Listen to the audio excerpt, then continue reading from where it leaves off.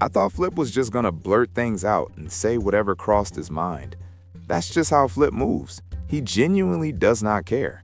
Hold up, because he even admits, yeah, I didn't think you were funny at first. I thought you were rough around the edges. What do you mean by that though? Listen to this. We literally just argued because you're too much like me. So how are you calling the kettle black? You're the pot. And anyway, this tension is very real, no debating that. But if you know Joe and you understand how this episode was set up, you already know what's coming. He's absolutely putting them back together. We're eventually gonna see them sharing space again. And all that tough talk Flip was doing is gonna suddenly make sense to people. Like, oh, now I get why he says what he says. Flip moves how he wants to move. He always has.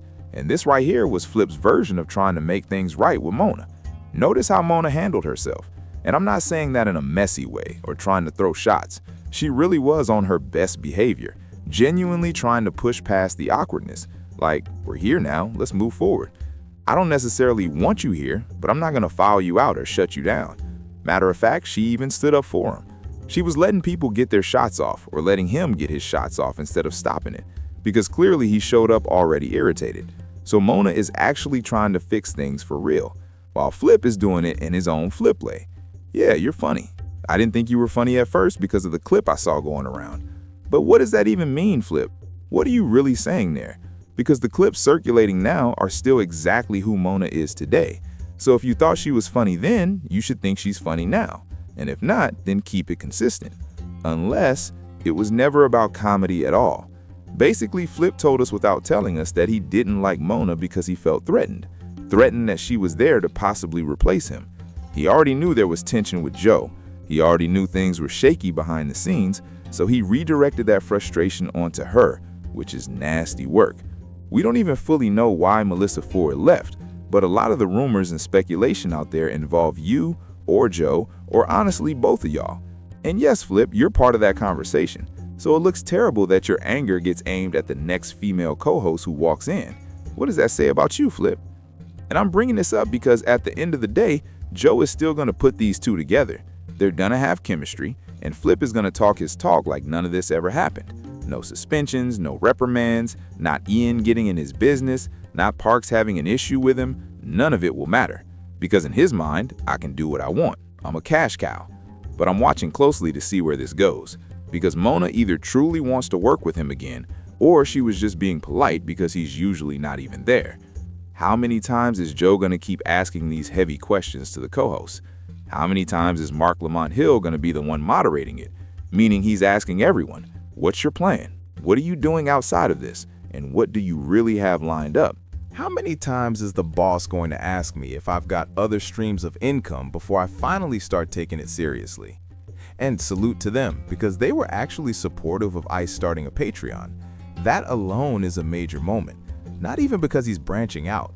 I'll save my deeper thoughts on that for Patreon. This matters because it tells me they're listening closely to what Joe has been saying. Oh, our future here might not be stable. Yeah, it's shaky. Meanwhile, Marc's position looks extremely secure. And this isn't hate toward Marc at all. This isn't me hopping on a co-host Marc train either. I'm just calling it how I see it. If you want to label it speculation, cool, that's fine. But everybody is clearly moving with intention now.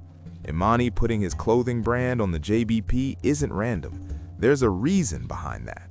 Of course, he's trying to elevate his brand. He's actively building something. But the real question is, why now? It's one thing when we're talking about Flip getting suspended or Imani getting suspended. That's one lane. But when it's Ice, who's basically always there outside of when he chooses not to be, starting a Patreon? Hold up. That tells you everything. They understand Joe is no longer in I'm just here mode. This isn't just about the Patreon. This isn't just about the podcast. Joe didn't randomly put commercials on First Take and ESPN for no reason. He didn't place those ads on that platform just to be flashy. Why is he expanding the brand like this? Because it's bigger than podcasting now. If it were only about the podcast, I would have made a commercial strictly about the podcast. I wouldn't have included the other shows on my network. So now they're realizing, oh, this smoke is coming from somewhere real. So salute the team for reading the signs and realizing this isn't a joke. He's just delivering it as casually as possible. Like, hey y'all, Something has to change. And honestly, poor Mona, she just got hired and has no idea what's really happening. There's a transition going on. It's actually a beautiful transition. But if you don't understand how your boss moves, it can mess everyone up if they're not ready. Outside of this, Joe was producing a brand new show, and he didn't ask a single co-host if they wanted to be involved. That's a sign. So shout out to everyone who's adjusting accordingly, and salute them. And shout out to whoever decided to stop piling on Mona. I'm not going to keep kicking her while she's down. She deserves time to settle into the pod, especially when you factor in that she tours for comedy, runs a podcast, and leads a show that's already successful. Who am I to say she doesn't know what she's doing? But because of that, she doesn't yet see how she's currently a liability to the pod. They absolutely need to let Mona get her takes off. Let her talk. Her voice carries weight.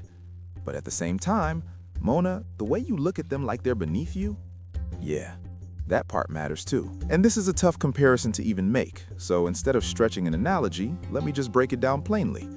Mona is an A mic on a podcast pulling anywhere from 60 to 100,000 views.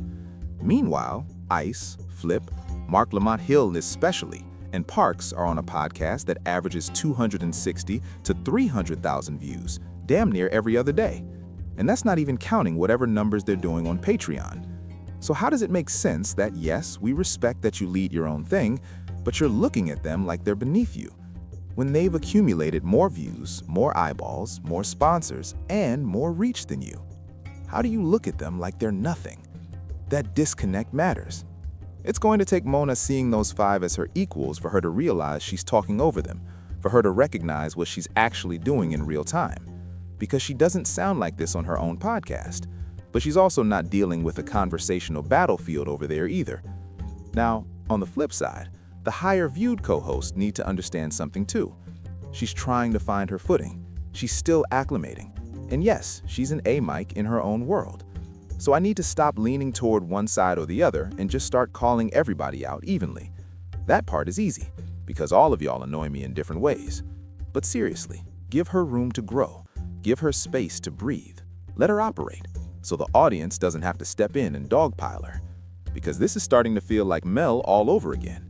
That's exactly why I took my last video about her down. But looking ahead, 2026 is shaping up beautifully for everyone involved, as long as people keep doing what they're doing right now. And I mean right now, because they finally planted their feet in content land. It's really that simple. I've been telling y'all to do the same, but I don't want to keep talking to deaf ears, so I might ease up on that a bit. As for Flip and Mona being together on the pod, that's going to be dynamic television. And at the end of the day, that's the goal, right, Joe? Because if television wasn't part of the plan for the podcast or the network, he wouldn't be advertising on television. It's one thing to grow your brand on the internet. That's what the internet is for. It's a completely different move to expand on television, to step into another medium entirely. So what is that telling you? Now that everyone is starting to see what's really happening, maybe they'll fall in line and help strengthen Joe, which in turn strengthens themselves. That's how a healthy ecosystem works. Everybody contributes, everybody plays their role. And yes, I know it sounds like I'm constantly criticizing these people. That comes with covering the Joe Budden podcast. Of course, I'm going to lean more toward Joe than the rest, minus Mona. But the reality, just like Mona has to realize, is this. These co-hosts can generate views and content on their own, and they're about to prove it. Don't be shocked if Ice has a very successful Patreon within a year. All the talk, all the jokes, all the narratives about Ice. Don't be surprised when that Patreon pops. Same thing with Imani. Honestly, I'm probably the least surprised person that Imani would succeed on Patreon. And I'm saying the same thing about Ice. But anyway, if you like the video, like the video. Subscribe if you haven't already. If you have, you already know how we rock. Make your way over to Patreon, hit subscribe, hit that membership button while you're there. I appreciate all the support on both platforms. We're going to keep turning up. And trust me, 2026 isn't just going to be beautiful for them. I'll leave it at that. I'll catch y'all soon. Peace.